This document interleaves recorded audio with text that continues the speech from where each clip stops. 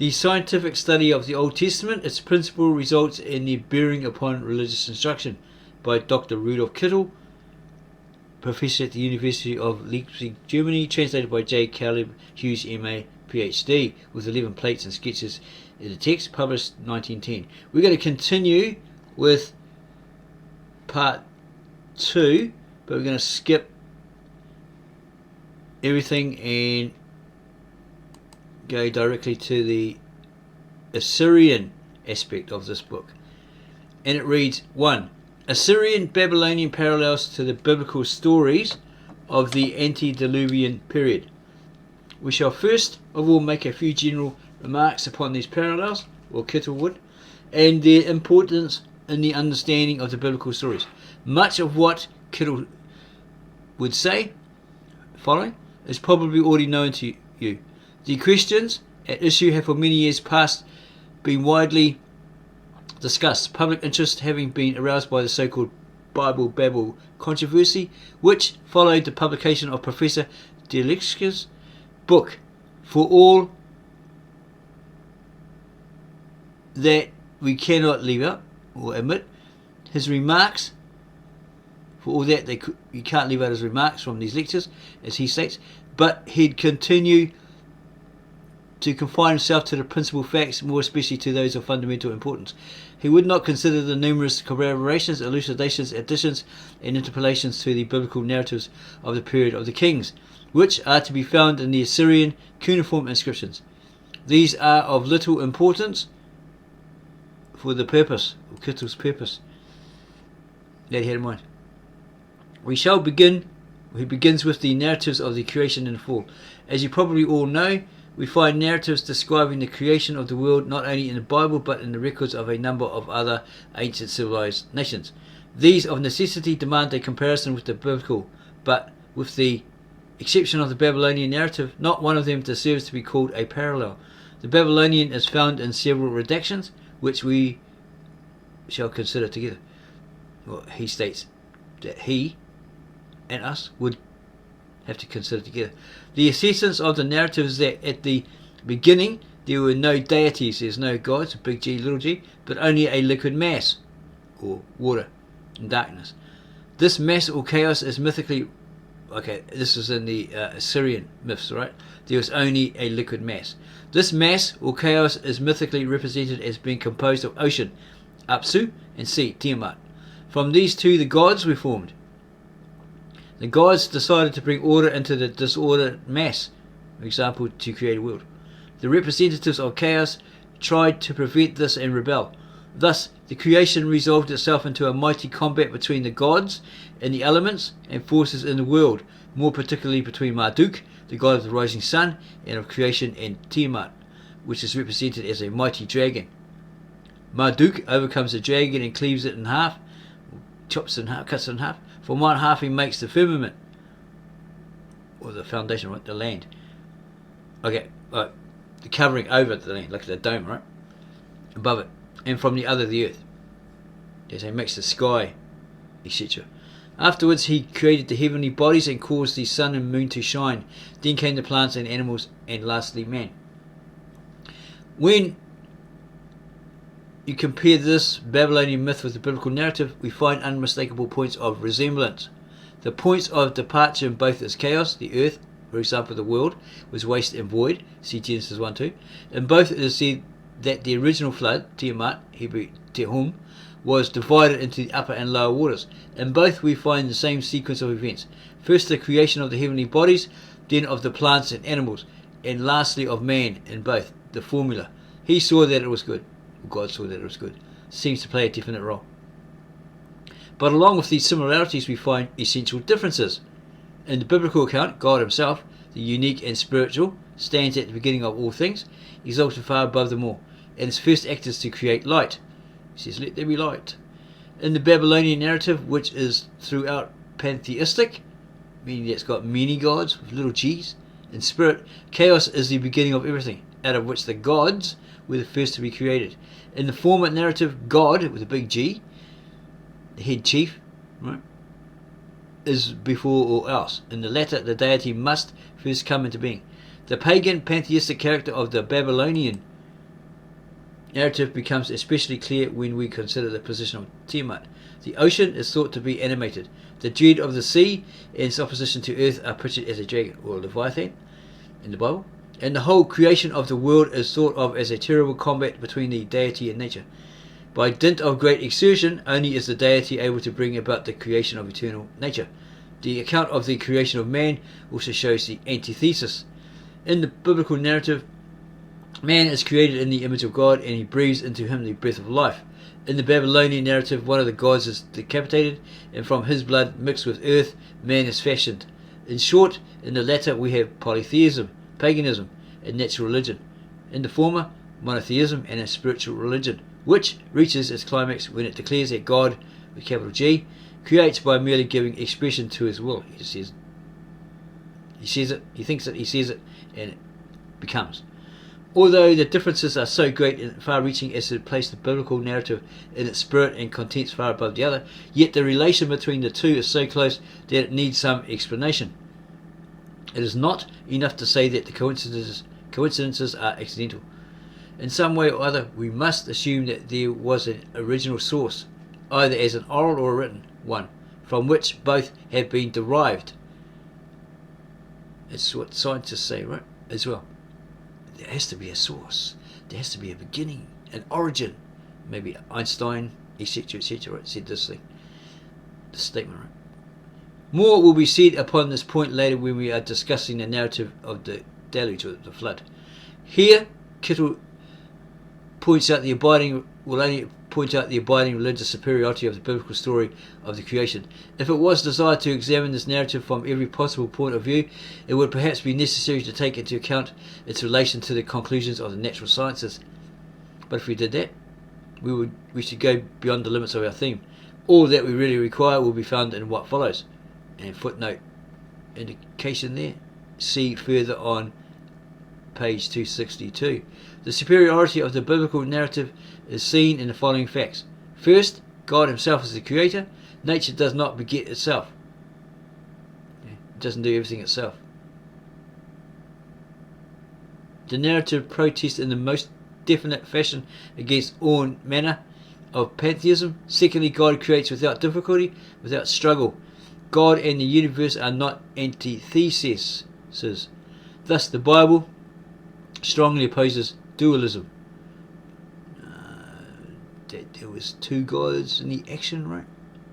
Thirdly, God creates by the mere word of command. He says, and it's done. The process of creating and the creator are represented as purely spiritual, because God is a spirit, isn't he? Fourthly, in the creation, especially that of man, God reveals his nature as power, wisdom, and love. Man is his image. It's his likeness, right? A portrait of him, right? Basically. He carries his visage or his face or his likeness. Okay, he's made in his image. We have no Babylonian parallel to the biblical narrative of the fall.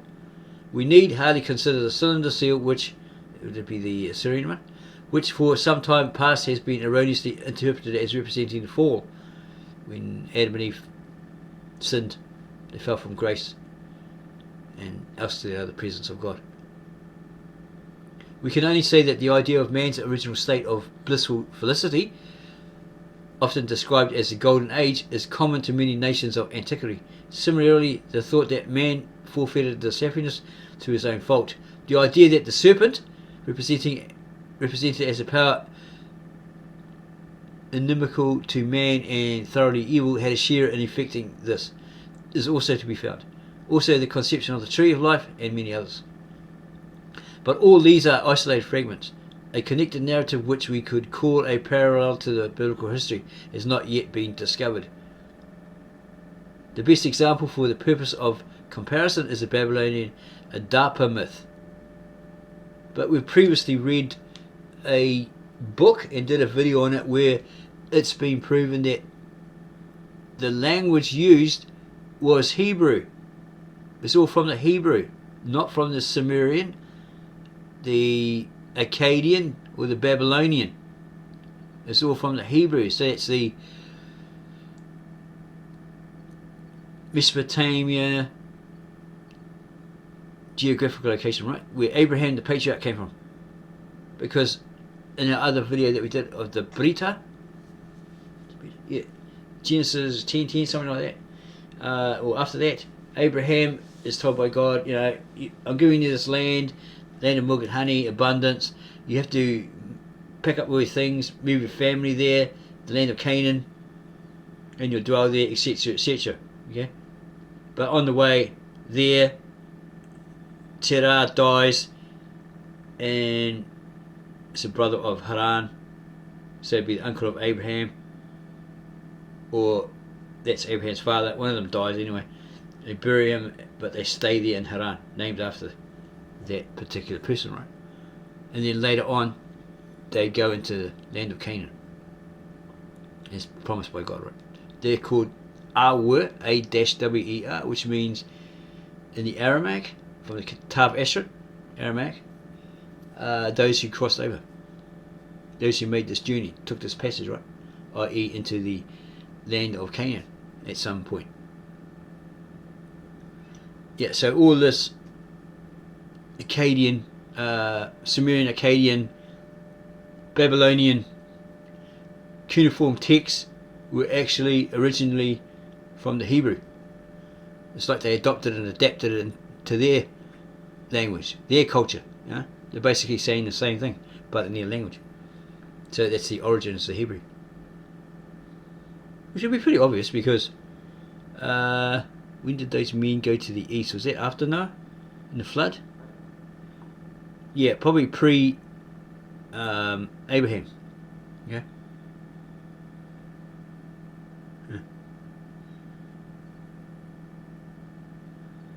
Okay, the best example for the purpose of comparison is the Babylonian Adapa myth, but this story deals with only one item in the biblical narrative, and that in a somewhat peculiar manner. A God-created man, Adapa, Adam, lost the immortality destined for him because he refused, page 15, to partake of the bread and water of life which one deity intended for him, that he might thereby become immortal at the instigation of another god. For this reason, okay, was that talking about Satan or serpent? For this reason, Adapa was not permitted to remain in heaven, but was compelled to return to the earth.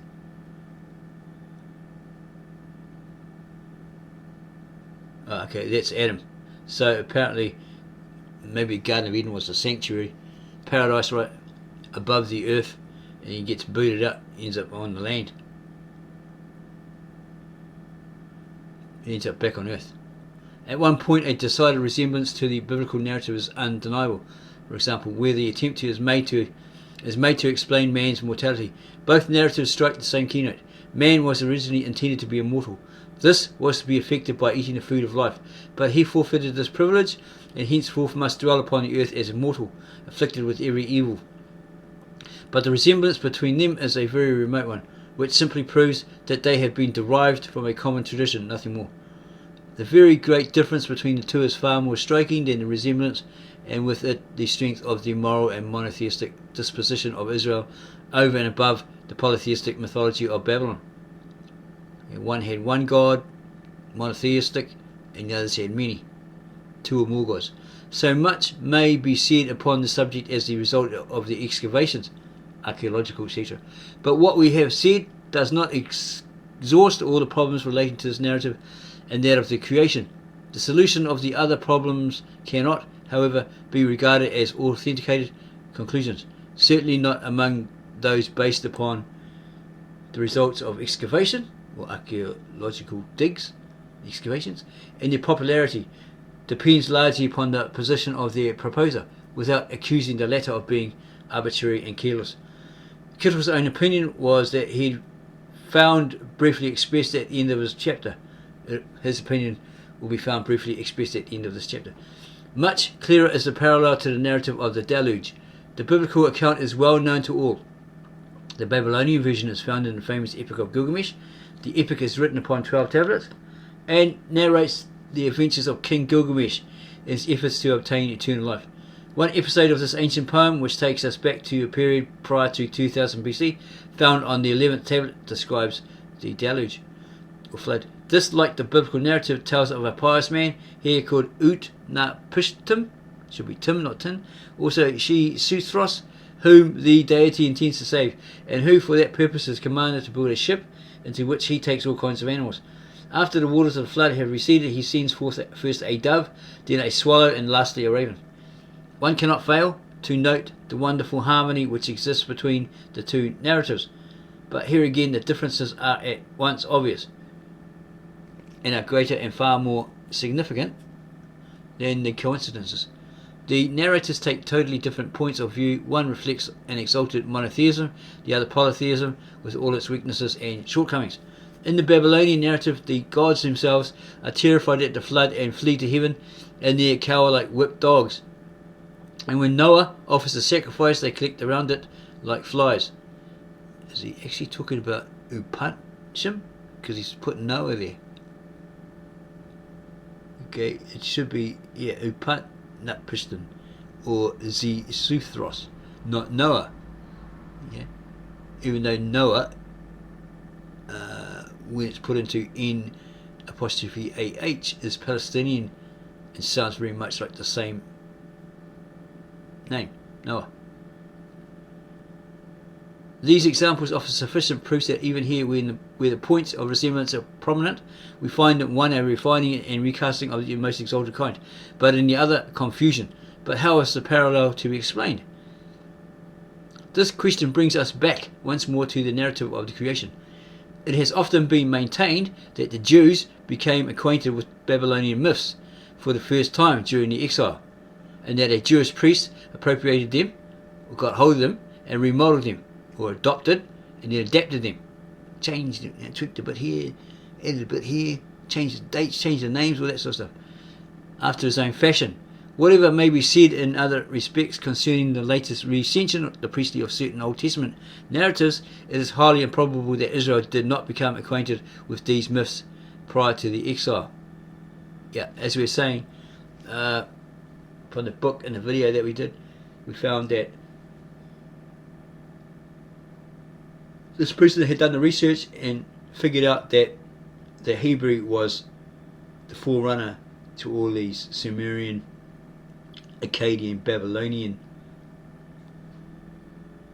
retellings of these ancient stories in their languages. So they basically adopted it and then adapted it for their purposes.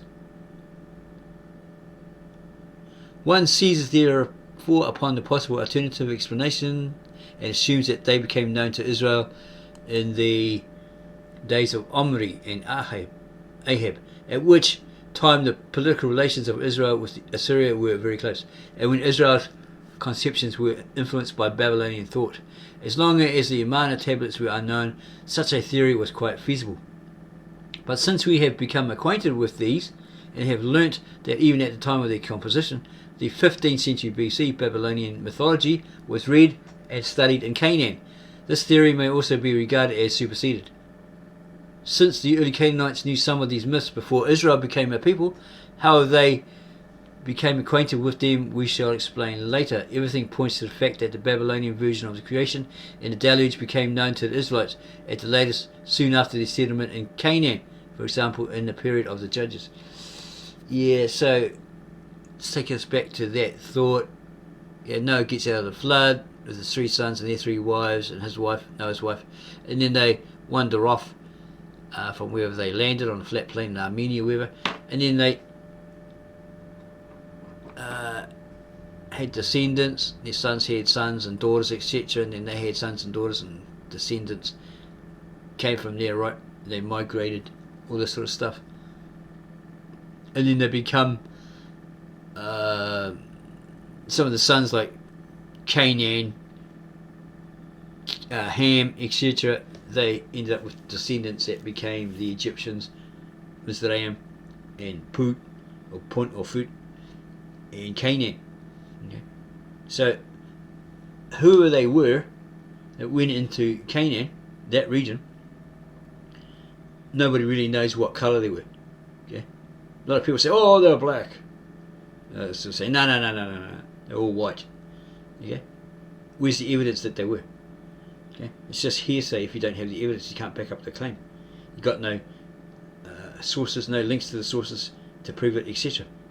Okay?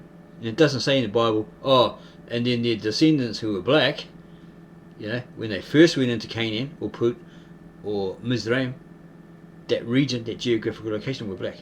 Okay? At some point, they may have evolved from white skin, light skin, light tan to African black. Because the sun in those regions is hotter. So their body, their skin has to be used to it, get used to it, right? Or else dog gets horrible skin disease and all that, peeling, all that sort of stuff, skin cancer, whatever. So their skin would have to adapt to it. Okay, it would have to evolve. Okay, within the person themselves. Okay, they might be able to put some sort of coconut oil on there, whatever, to block the sun, whatever. Yeah, they might have that sort of thing in those days. But their skin would have to adapt to that hot, unbelievable hot sun, right? Okay, and then they'll eventually go from, if they're white, they'll probably go red, start off with, burn maybe a little bit, because we know, because he had a stepfather that was English, and he sat out in the sun, he ended up being a red lobster. Okay, he didn't really put on a tan. He did get a bit brown, but he never went, dark brown or darker hue or black. Okay, so yeah, these people evolve, right?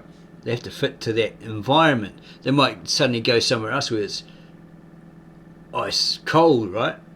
So they put on all these animal skins, furs and all that sort of stuff to keep warm, huddle around a fire, and their skin, they might have like this dark skin, or light brown or whatever, have that skin on too much, right? No sun to it because it's winter or whatever, or it's icy area that they're passing through. They stop for the night or the month or the year or whatever, their skin starts getting pale because no sun's hitting it. Okay? He had white patches. They're still dark black, African black or whatever, but they just end up with these light patches because they've got no sun getting to that skin anymore. Okay.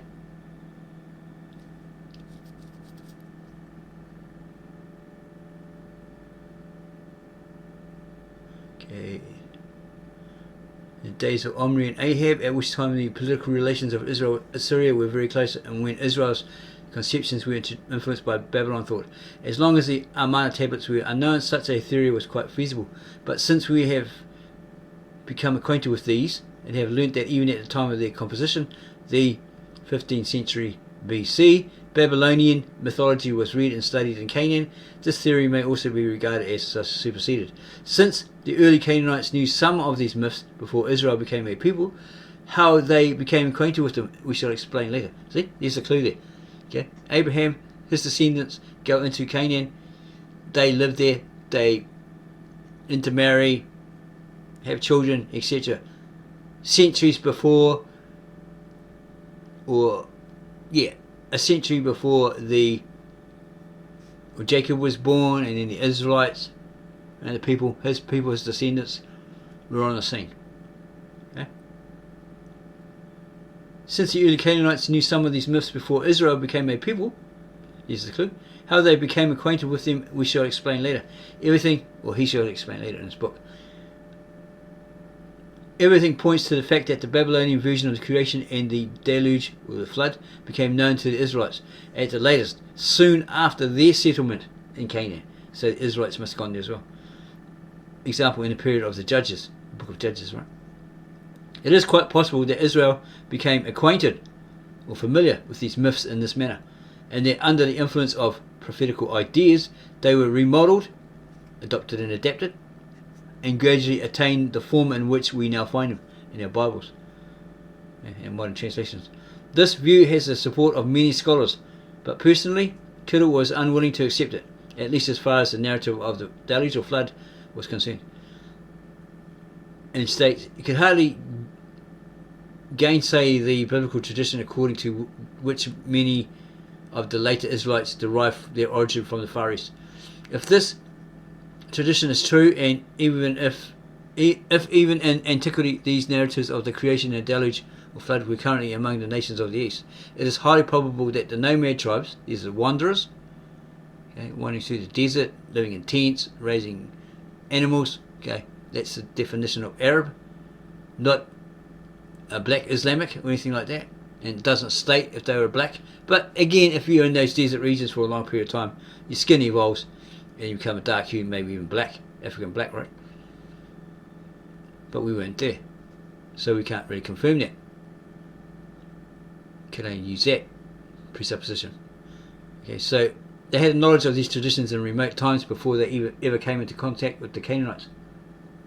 If we accept the view, and it is favoured by the majority of scholars, that the tradition of the deluge or flood is founded upon some great historical flood which inundated large tracts of country, meaning that it flooded lots areas, right, geographical locations of country in the east, we can quite easily conceive that both the biblical and Babylonian narratives rest upon common reminiscences or memories, right, reflections, retellings of what happened, supposedly happened way back then. Not confined to these two peoples, which at an early period were augmented by legendary matter. They were told these tales, these legends, way back this happened, and who told you? Oh, our forefathers told us. They passed it down through the ages. Okay, so after which each was developed independently. The similarity between the two is too great to deny that they existed together for some time, but the difference between them is also too great to deny that they afterwards developed independently of one another. So each one was adopted and adapted. Little details changed, etc., etc. Finally, a few words concerning the antediluvian patriarchs. In Genesis 5 we find a list of 10 patriarchs from Adam to Noah. The list belongs to the priestly code, P, a designation which we will explain later. In another place, namely in the Jawistic, J version of the antediluvian history, we find fragments of two other genealogical tables. A short one from Adam to Enosh, and a long one from Adam through Cain to Lamech, the father of Noah. Examining these fragments closely, we find that they are related and are really one list and are the Jawistic parallel to the priestly table. So this is a book of Q, okay, from the Friends of Jesus Society.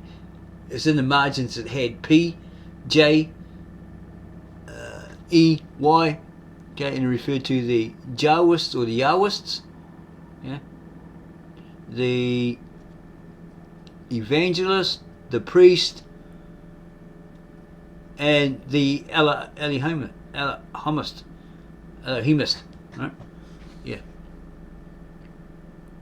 Examining these fragments closely, we find that they are related and are really one list, and are the Jawistic or Yahwistic parallel to the priestly table. A further examination of these parallels, due regard being paid to the meanings of the Hebrew names in both, as well as to certain slight variations in their form, gives us convincing proof that the two tablets, the priestly and Yahwistic or Jawistic, are based upon one and the same original. To understand how this is possible, we must, for the present, assume that number 4, Cain and Kenan, are but variants of the same name. Yeah, okay, Cain in English and Cain in the Aramaic, and what's this, Kenan in Hebrew, are but variants of the same name. Likewise, number 6, Irad and Jared, or Yared, and number 8, Methushael and Methuselah. There remains only one difference, that Enoch is the 5th in the one list, but 7th in the other, whilst Mahalalel of P, number 5, appears in J as Yael. Number 7. Compare the two lists. Okay, the list belongs to the priestly code, P, a designation which is explained later by Kittel. Footnote indication down here. Footnote down here. For this sign as well as J, see page 73 of the book.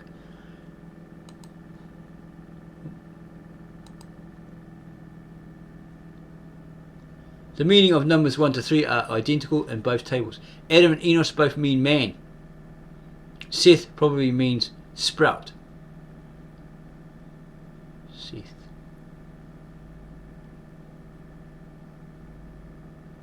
It's the son of Eve, Adam and Eve, and they got together again, did the wild thing, and in the Aramaic it's like another. Okay? Because Eve uttered, well, God was gracious to me and he gave me another son, a replacement basically. because Cain killed Abel.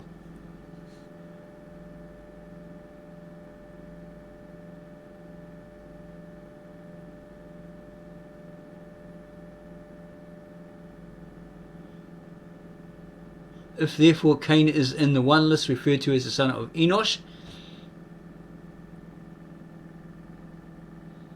man, and the other as the son of Adam, man, he is in both cases distinguished as the son of the first man, which further supports the fundamental unity of the tables. Okay, we get that. The fact that the Babylonians also possess a tradition of 10 antediluvian men who are called by them kings further supports the assumption of a common tradition. It is true that we know of the Babylonian tradition only on the authority of Berossus. Footnote down the bottom. Strictly speaking, this is not a result of excavation, but it is better referred to here than anywhere else. Okay, this is his records, right? That were found, or whatever. But since he has been proved reliable in other cases, we can safely accept his authority here as well.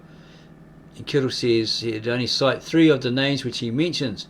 Number 3, Amilu, which in English means name. In English means man. Number 7, Iverdoranchusa, to give the Babylonian form of the word Emiduranki, is the name of a favourite of the deity who enjoyed special intercourse with the gods, or interaction, right? I mean, he didn't have sex with him, not as far as we can see. But then again, it could mean that. But yeah, I don't think so.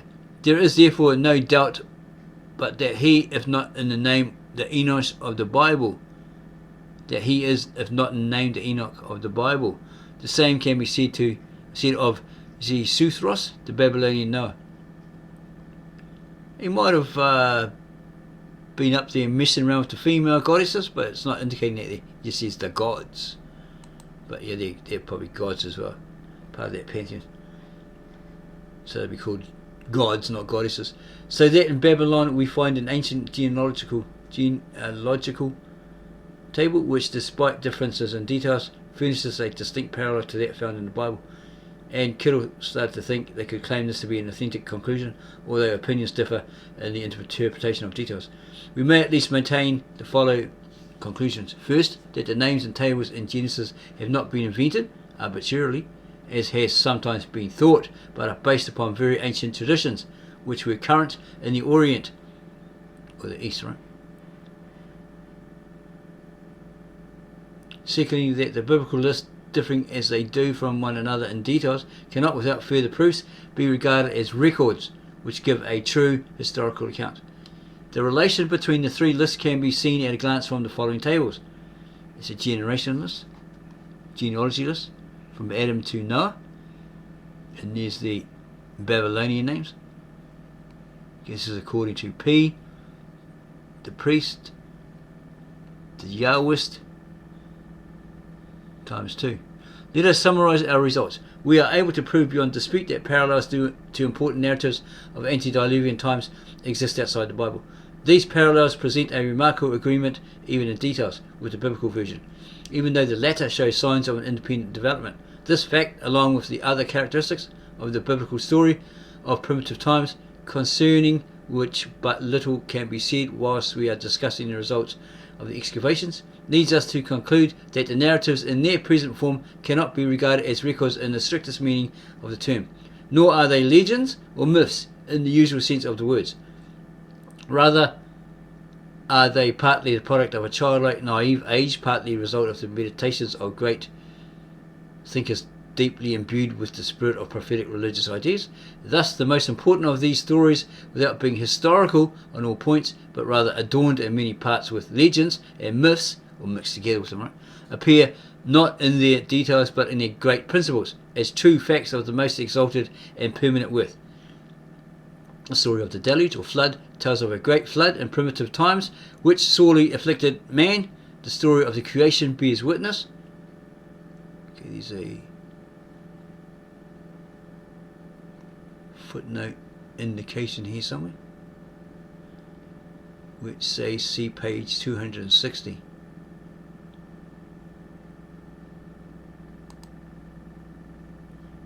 Okay, go back here again.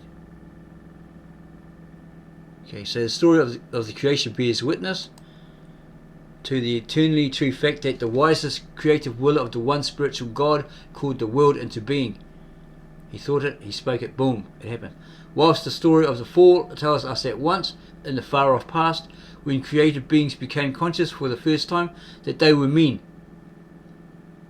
and afterwards that they were sinners, the soul passed through the same experiences as those reflected in the narrative. It tells us in poetic language that the first revolt of the human will against the divine caused an irreparable flaw in our nature, and that there was a moment in the life of men when they became aware of sin and the consequent fearful estrangement from God, or separation, or not being of God, or being put away from God, basically out of the presence of God. Okay, so they weren't of God. God didn't know them. It's a bit like the Christ scripture when the Pharisees or whoever go to the gate and he says, they say all these things. Oh, didn't we do this when, when you were in jail or prison? Or didn't we do this when you were hungry? And he says, oh, yeah, I did not know you though. Yeah, I don't know you. Off you go, you doers of iniquity. Because they did evils.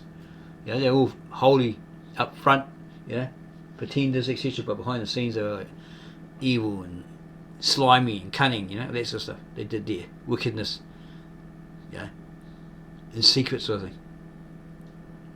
They had their skeletons in the closet.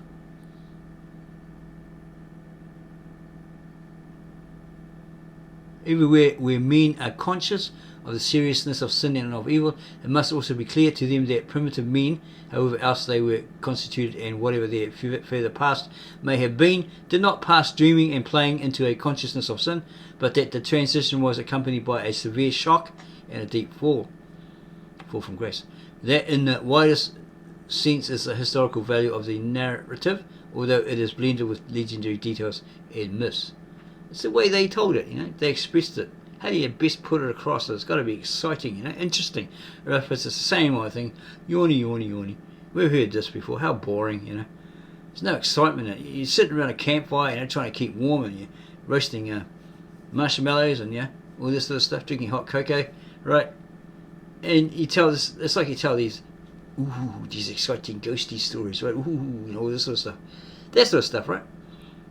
You got to keep the people interested in this. As we just said, they'll go, oh, yawny, how boring. Yeah, blah, blah, blah. Heard this one before. And this guy does this, and he does that, So you got to go, something. Like look at the movie Conan, when he was a boy and his father was saying, steal of the gods, and all this sort of stuff. He made it interesting to the kid, And he carried it with him into his older years, right? He said, oh, Crom gave man steel and all this sort of stuff, and then he spins, he's pushing that thing for years and years, becomes really muscly and stuff, and he meets that robber and he goes, nah, Crom, man, Crom laughs at your 4 wins or something. Okay, in part 2 we might look at the Code of Hammurabi and the Mosaic Law. If you found this video very interesting, open your eyes to the similarity between the Sumerian, Akkadian, Babylonian myths and the Hebrew scriptures, the Israelites, their story, their holy writ, their scriptures, etc. Then subscribe to our channel, give us a like, add your comments below, and then go share this video with everybody else you know. Right? They may be wondering, hang on, these ancient cuneiform tablets, they're all mythical, they're all pantheon of gods, it's all this, it's all that, without realising, hey, there's a connection there. Not necessarily historical, but pretty much things that happened in their day that they're passing on to someone else that we've picked up, archaeologists, etc. picked it up because it's on the tablets and all that sort of stuff, right? And there's this connection. It's just that they're made more palatable, more interesting, exciting to be retold, generation after generation by people that add little bits and pieces to it to add more flavour to it, more oomph. Okay, So as we said, if you like this video, subscribe to our channel, give us a like, add your comments below, and we'll get back to you on those as soon as we can. And go tell all your friends, show them this video, and we'll see you in part 2.